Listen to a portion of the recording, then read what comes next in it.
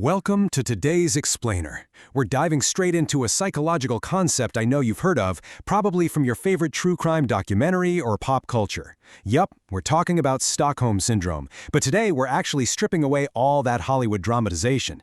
We have to ask, is it a genuine clinical disorder or is it just an exaggerated myth? We're going to look at the actual data and the really intense clinical debates surrounding this whole phenomenon, and I promise you, the reality is way more surprising than the movies.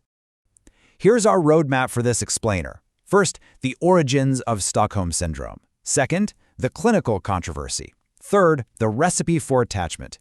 And finally, trauma bonding and abuse. Section 1, Origins of Stockholm Syndrome. How a bank robbery created a phenomenon. Okay, let's dive into this. To really understand where the syndrome comes from, we gotta jump back to 1973. The name itself actually originates from a bank robbery in Stockholm, Sweden. During this incredibly intense standoff, the bank employees who were held hostage actually bonded with and eventually even defended their captors. Wild, right? Then, just a year later here in the US, we saw the famous case of heiress Patty Hearst. She was kidnapped by a violent group and shockingly ended up joining them to commit crimes. And looking at more recent years, there's the truly tragic case of Elizabeth Smart. Even when she had clear opportunities to escape, like walking in public or attending parties, she didn't flee. When police finally intervened, she refused to give her true identity. And get this, when she found out her captors were going to prison, she actually cried for them. It's these famous historical cases that really built the foundational pop culture understanding of what we now call Stockholm Syndrome. Moving to Section 2, the clinical controversy. The surprising truth behind the syndrome. So, I want to pose a really direct question to you right off the bat. Is Stockholm Syndrome actually a real clinical disorder? Well, prepare to be surprised, because the shocking truth is that a lot of mental health professionals believe it doesn't exist at all. Let's look at why. The reality here is that there is absolutely no consistent definition for Stockholm Syndrome in the medical community. Furthermore, it's not officially recognized as a mental disorder. Actually, it isn't even truly a syndrome at all, because it lacks a specific combination of signs that would form a distinct clinical picture. So instead of viewing this as a psychological illness or some sort of unconscious identification, a lot of researchers conceptualize it as something much simpler. They see it as a highly adaptive coping strategy. Basically, it's viewed as a perfectly normal survival adaptation that gives a victim a shred of hope in an otherwise completely hopeless situation. Now, if we want to talk about how rare this phenomenon actually is, we really have to look at this massive statistic: 73%. This single data point completely shatters the Hollywood narrative. It comes straight out of the FBI's hostage barricade database, which, to put that into perspective, contains over 4,700 records of hostage situations. And the absolutely crucial takeaway from that data is this: in 73% of those 4,700 FBI cases, the hostages showed absolutely zero evidence of Stockholm Syndrome. For the vast majority of people, this kind of bonding simply does not happen. A prime example of this is the 1985 TWA hijacking. While one single victim did show some compassion for the perpetrators, almost all of the other hostages expressed intense fear of being killed. They clearly believed their absolute best chance of survival was with law enforcement. They understood perfectly well that the captors were the bad guys and the police were the good guys. But here is a truly fascinating twist for you. When Stockholm Syndrome does actually begin to show up in a hostage situation, law enforcement officials actively encourage it. Why on earth would they do that? Well, because statistically, an abuser or hostage taker is way less likely to be violent towards someone who's acting affectionate, compliant, or dependent on them. That lack of initiative from the hostage is favorable to the captor.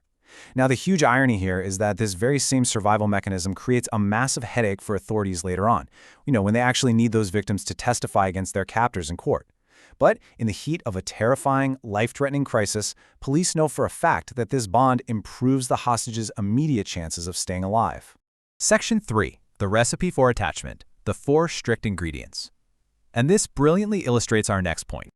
So if this phenomenon isn't a recognized disorder, and it rarely even happens, what exactly has to occur for this unique bond to form?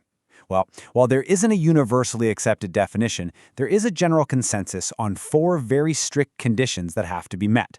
First off, the person must be held in captivity, completely unable to escape, and absolutely dependent on the captor for their basic survival. Second, they have to endure extreme isolation. This means the captor cuts off all outside information, leaving the victim with literally only the captor's perspective on the world. Third, the captor must threaten to kill the victim and prove they actually have the means to do it, which pushes the captor to align with them purely out of survival. And finally, the fourth and cornerstone ingredient, the captive must perceive some degree of kindness from the perpetrator. And what's really tragic here is that in a high-stress, deeply traumatic environment, a victim will often misinterpret a simple absence of abuse as genuine kindness. Which brings us to Section 4, Trauma Bonding and Abuse, the complex link to intimate partner violence. So, how do these concepts apply beyond bank robberies and kidnappings? Well, applying Stockholm Syndrome to abused women who stay with or defend violent partners makes a lot of people in the mental health community very uneasy.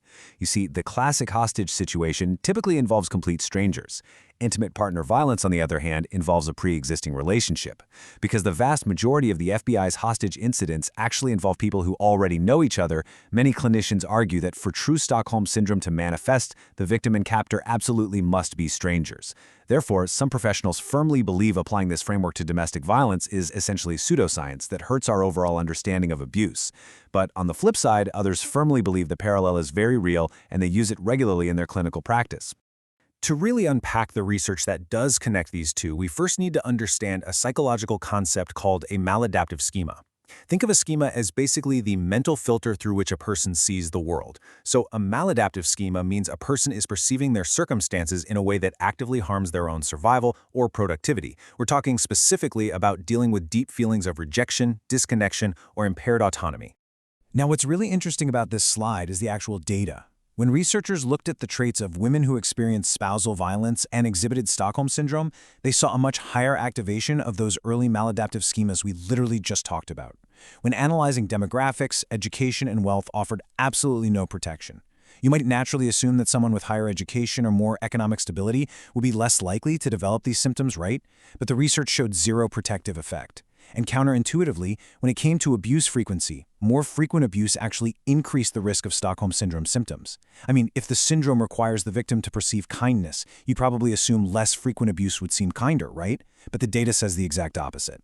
Finally, regarding abuser traits, the partners in these specific situations consistently exhibited high impulsivity and significant difficulty managing their anger.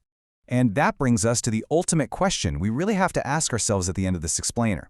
Understanding this distinction isn't just semantics, it matters, because how we label trauma dramatically impacts how we treat it in the real world. So, what do you think? Is Stockholm Syndrome just a pathological myth that Hollywood blew completely out of proportion? Or is it a brilliant subconscious survival strategy, hardwired into the human brain to keep us alive in our darkest moments? The clinical debate definitely rages on, and human psychology proves, once again, to be incredibly complex. Thank you so much for joining me to explore this topic today, and keep asking the big questions.